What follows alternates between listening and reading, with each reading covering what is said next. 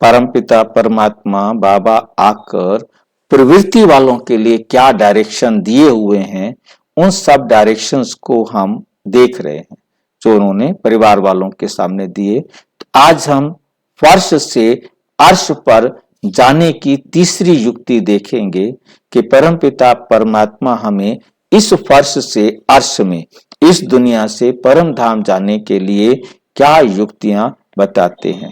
तो तीसरी युक्ति जो बाबा ने 27 जुलाई 1971 को बताई, और बाबा उस समय भट्टियां होती थी तो ये भट्टी में बाबा आकर समझाते थे। इस बारी जो भट्टी में आए हैं वो मधुबन से अर्थात वरदान भूमि से क्या वरदान ले जाएंगे, क्या वरदान ले जाएंगे। एक तो अपनी बुद्धि रूपी नेत्र को क्लियर और केयरफुल रखना है। किसको क्या रखना है? अपनी बुद्धि रूपी नेत्र को, इन आंखों को नहीं। इन आंखों को साफ रखेंगे, यहां की दुनिया साफ दिखाई देगी, परंतु बुद्धि रूपी नेत्र को क्लियर करना माना जो अंदर बेकार है ना बुद्धि में वो निकल जाए, एकदम क्लीन और ज्ञान को क्लियर करना। ज्ञान बाबा ने जो श्रीमत दी है, बाबा ने जो समझाया है वो हमारी बुद्धि में एकदम स्पष्ट हो। अब जिसको ये स्पष्ट हो गया है कि ड्रामा एक्यूरेट है, ड्रामा में कोई गलती हो नहीं सकती, वो कभी हलचल में नहीं आएगा। जो हुआ अच्छा हुआ, गलती हो ही नहीं सकती। जो सामने वाले ने किया है वो राइट किया है, चाहे उसने मर्डर किया है, राइट किया है, उसको यही करना था, उसको रोल यही मिला हुआ है, ठीक है। और जिसका मर्डर हुआ है उसका मर्डर होना था, जो हुआ है वो होना ही था। तो मुझे हलचल में आने की क्या जरूरत है, मुझे सोचने की क्या जरूरत है। हम ये कहें कि इसने गलत किया, जब मैं ये कह रहा हूं कि उसने गलत किया तो इसका मतलब मुझे ड्रामा समझ में नहीं आया, मेरी बुद्धि में ड्रामा का राज स्पष्ट नहीं है। यदि मेरी बुद्धि में ड्रामा का राज स्पष्ट होता तो मैं जरा भी हलचल में नहीं आता। मतलब ये बात हमें बहुत अच्छी तरह से समझनी है। मतलब बुद्धि रूपी नेत्र, ज्ञान का तीसरा नेत्र, जिसको बाबा का ज्ञान एकदम स्पष्ट हो गया है, वो कभी हलचल में नहीं आएगा। एक तो अपनी बुद्धि रूपी नेत्र को क्लियर और केयरफुल रखना है, और इन एडवांस। केयरफुल मतलब केयरफुल, सावधान, मतलब एकदम हर बात पर अटेंशन देना, केयर करना, मतलब हर बात की। और इन एडवांस नॉलेजफुल होकर परखने का वरदान लेकर जाना। मतलब परमात्मा हमें ज्ञान दे रहे हैं, ये ज्ञान ही तीसरा नेत्र है जिससे हमें परखने की समझ मिलती है कि राइट क्या है, रॉन्ग क्या है, राइट क्या है और रॉन्ग क्या है। ये बाबा कहते यहां से लेके जाना, मतलब परखने की। तो ज्ञान से हमें सच समझ में आता है, और सच सच है और सच नहीं है तो वो झूठ है, जिससे कभी भी माया से हार नहीं खाएंगे। जिसकी माया से हार नहीं होती, उनके ऊपर सुनने वाले और देखने वाले बलिहार जाते हैं। सुनने वाले देखने वाले बलिहार जाते हैं। तो प्रवृत्ति में रहते आपके ऊपर, आपके समीप वाले, दूर वाले बलिहार जाएं। आप प्रवृत्ति में रहते हो, आप इतना बुद्धि रूपी नेत्र आपका क्लियर है, तो आप पर आपका व्यवहार सबके प्रति इतना साफ होगा कि सब आप पर क्या जाएंगे, बलिहार जाएंगे, कुर्बान जाएंगे। उसकी युक्ति यह है कि बार बार हार ना हो, बार बार हार ना हो। जब बार बार हार खा लेते हैं तो हार खाने वाले के ऊपर बलिहार कैसे जाएंगे, हार खाने वाले के ऊपर बलिहार कैसे जाएंगे। इसलिए सभी को अपने ऊपर अर्थात बाप के ऊपर बलिहार बनाने के लिए कभी हार नहीं खाना, कभी भी हार नहीं खाना, क्योंकि जो हार खाएगा वो बलिहार नहीं जाएगा। अब हार पहनने के योग्य बनना है, हार खाना नहीं है, हार पहनने के योग्य बनना है, क्योंकि जो विजयी होता है उसके गले में हार पड़ता है, जो हार जाता है उसको तो नहीं मिलता ना हार, हारने वाले ने तो हार ले ली, उसको हार नहीं मिलेगा। जो विजयी होता है उसके गले में हार डाला जाता है। क्या क्या शब्द बनाए हुए हैं ना, हार खाएगा तो उसे हार नहीं मिला, तूने तो हार खा ली भाई, जिसने विजय पाई है उसको अब हार पहनाओ। हार पहनने के योग्य बनना है, ना कि हार खानी है। यह है प्रवृत्ति में रहने वाले पांडवों के लिए विशेष रूप की शिक्षा। ये परिवार में रहने वाले जो हैं उनके लिए विशेष ये शिक्षा है कि आपने क्या करना है, किसी भी प्रकार की हार नहीं खानी, परंतु व्यवहार कुशल सबके प्रति बनना है। जब अपने प्रवृत्ति में जाते हो, परिवार में जाते हो, तो प्रवृत्ति को प्रवृत्ति ही समझेंगे, वह कुछ और कुछ समझेंगे। अब बाबा पूछ रहे हैं क्या परिवार में गए, अब उसे आप परिवार समझोगे या और कुछ समझेंगे? प्रवृत्ति वाले हैं, ये नाम बदल गया ना। अभी अपनी प्रवृत्ति को क्या कहते हैं? अधर कुमार कहेंगे। क्या कहेंगे? अधर कुमार कहेंगे। अपनी प्रवृत्ति का जरा भी संकल्प नहीं है, अब क्या बन गए? अधर कुमार, अधर कुमारी। ऐसे ख्याल आने का सवाल ही नहीं पैदा होता। सवाल तो पैदा होता है लेकिन ख्याल पैदा ना हो, ऐसे कहो। वो कहते ऐसे ऐसे का तो सवाल ही पैदा नहीं होता। कि बाबा कहते सवाल तो पैदा होगा, कारण तो बनेगा, परंतु ख्याल पैदा ना हो, विचार ना आए तुम्हारे अंदर। परिस्थितियां तो बनेगी ताकि आपके विचार खराब हों, परंतु आपके विचार खराब नहीं, मतलब मन ना चले, कोई बात आ जाए तो उसका मन ना चले, वहीं की वहीं खत्म। हाँ, बस आगे ना। हाँ, हम प्रवृत्ति मार्ग वाले हैं। ये रजिस्टर आज से अपना बंद करके और नया रजिस्टर सेवाधारी का रखा है। अब क्या बन गए हम? सेवाधारी। अब हमारा परिवार नहीं है, हमारा घर है मधुबन, हमारा घर है मधुबन। हम यहां आए हैं सेवा करने के लिए इन आत्माओं की। इन आत्माओं के साथ जो हमारा कार्मिक अकाउंट है वो हमें बराबर करना है, बस। हम इसलिए इनके साथ हैं। हमारा घर तो मत, अब इसको घर नहीं समझो, इसको घर समझेंगे तो दुखी होंगे।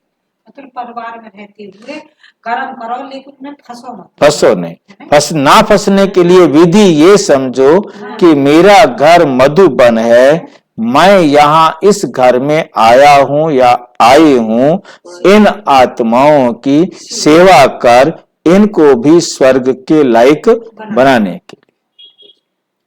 दीपावली पर पुराना चोपड़ा खत्म कर नया रखते हैं ना, बही खाता। पुरानी दिवाली पर पुराना चोपड़ा हटाते हैं, खाता हटाते हैं, नया रखते हैं ना।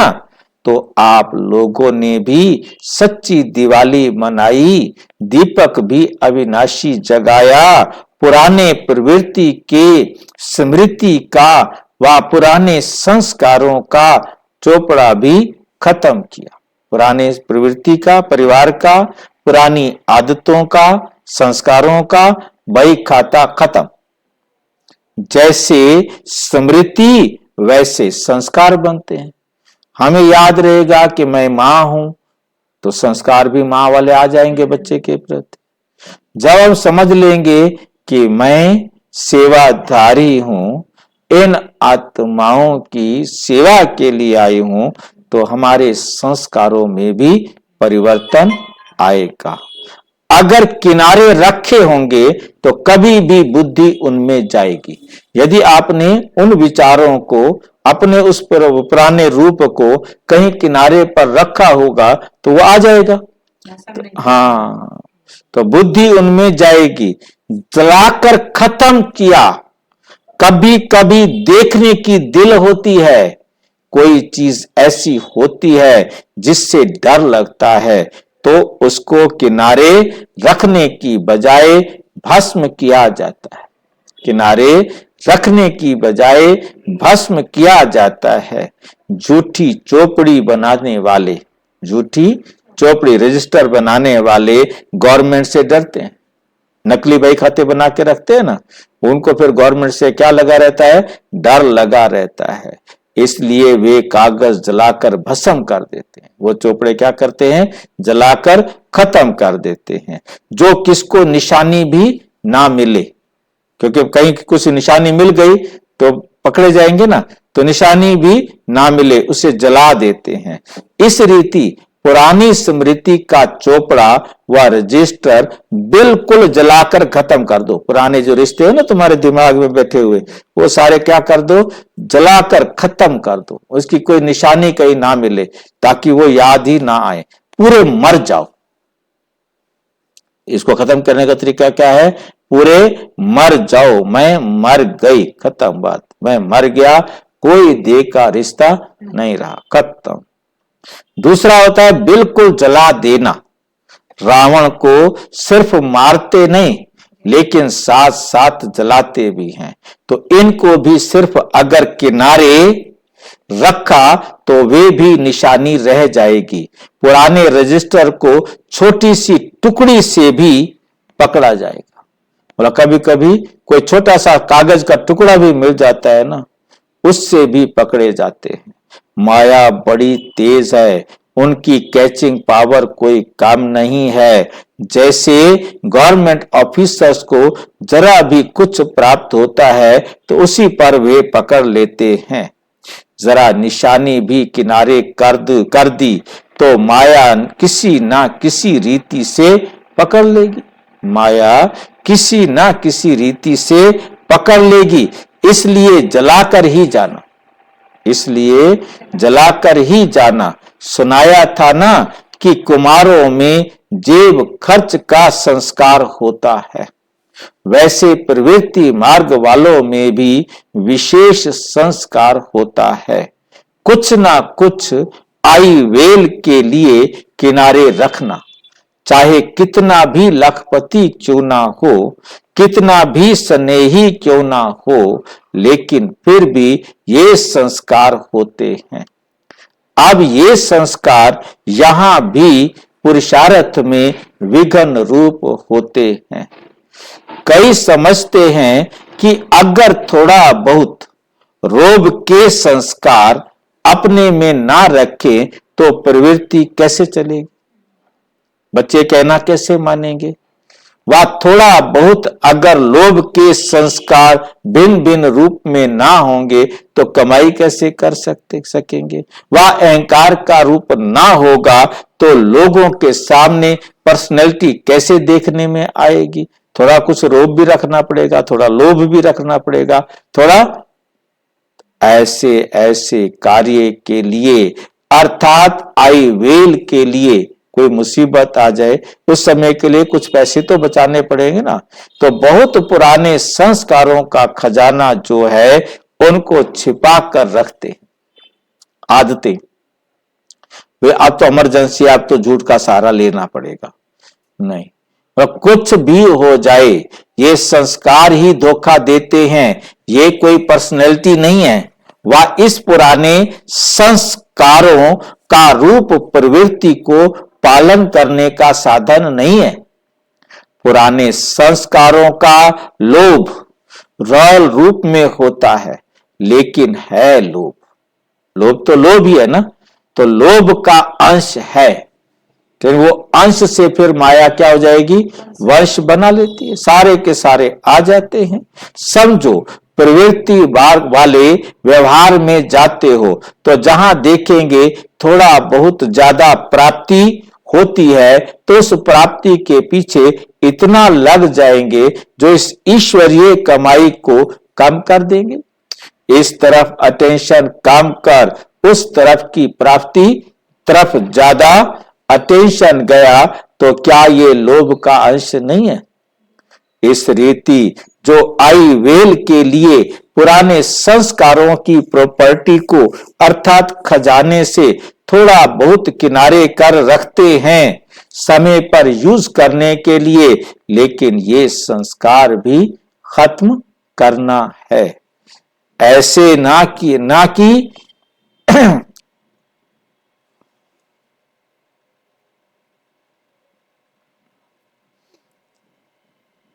करनी चाहिए कि जरा भी का कोने में कोई ऐसे पुराने संस्कार रहे हुए तो नहीं है।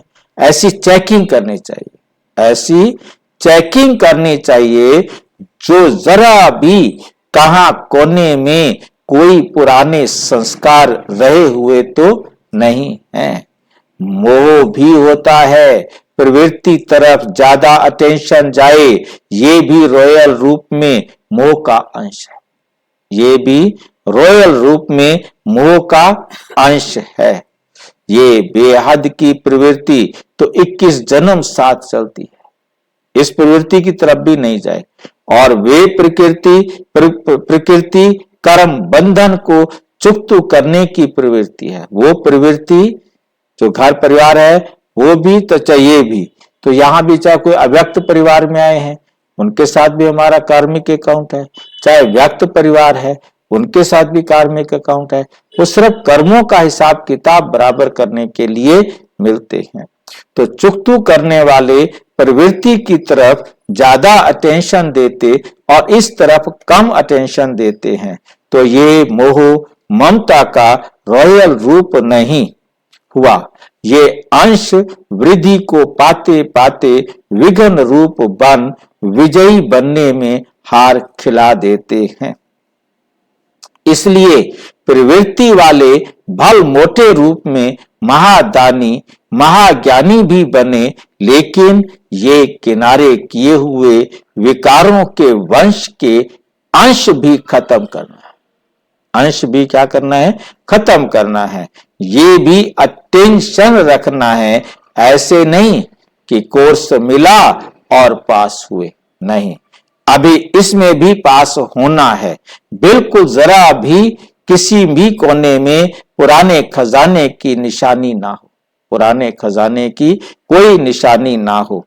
इसको कहा जाता है मर जीवा व सर्वंश त्यागी, व सर्वंश त्यागी व सर्व समर्पण व ट्रस्टी व यज्ञ के स्नेही, यज्ञ के स्नेही व सहयोगी, व सहयोगी। ये है कोर्स। पर कोर्स तो टीचर्स ने कराया, कोर्स तो टीचर्स ने कराया, लेकिन कोर्स के पीछे चाहिए फोर्स। कोर्स के पीछे क्या चाहिए? फोर्स, शक्ति।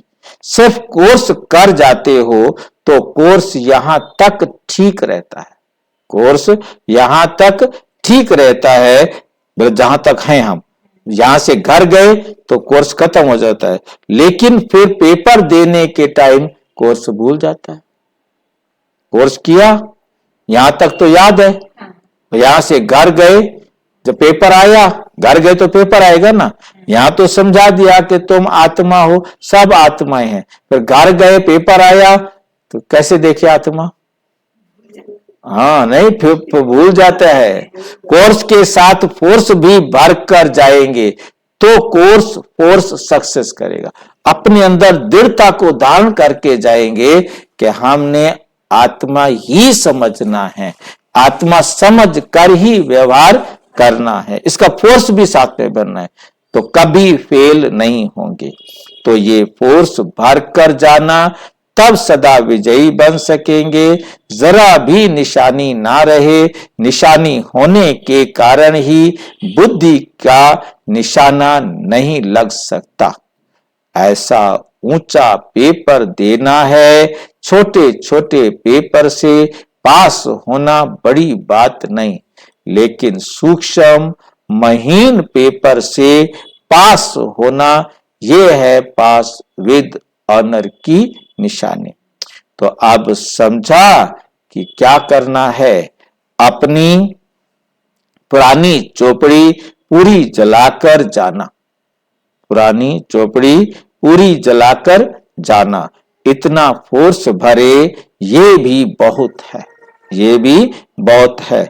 जैसे कपड़े धुलाई के बाद प्रेस ना हो तो कपड़े में चमक नहीं आती, तो ये भी कोर्स के बाद अगर फोर्स नहीं भरता तो चमत्कारी बनकर चमत्कार नहीं दिखा सकते। तो अब चमत्कारी बनकर जाना जो दूर से ही आपकी ईश्वरीय चमक आकर्षित करे, दूर से ही आपकी ईश्वरीय चमक सबको क्या करे, आकर्षित करे। सभी से ज्यादा अपनी तरफ आकर्षित करने वाली चीज कौन सी है?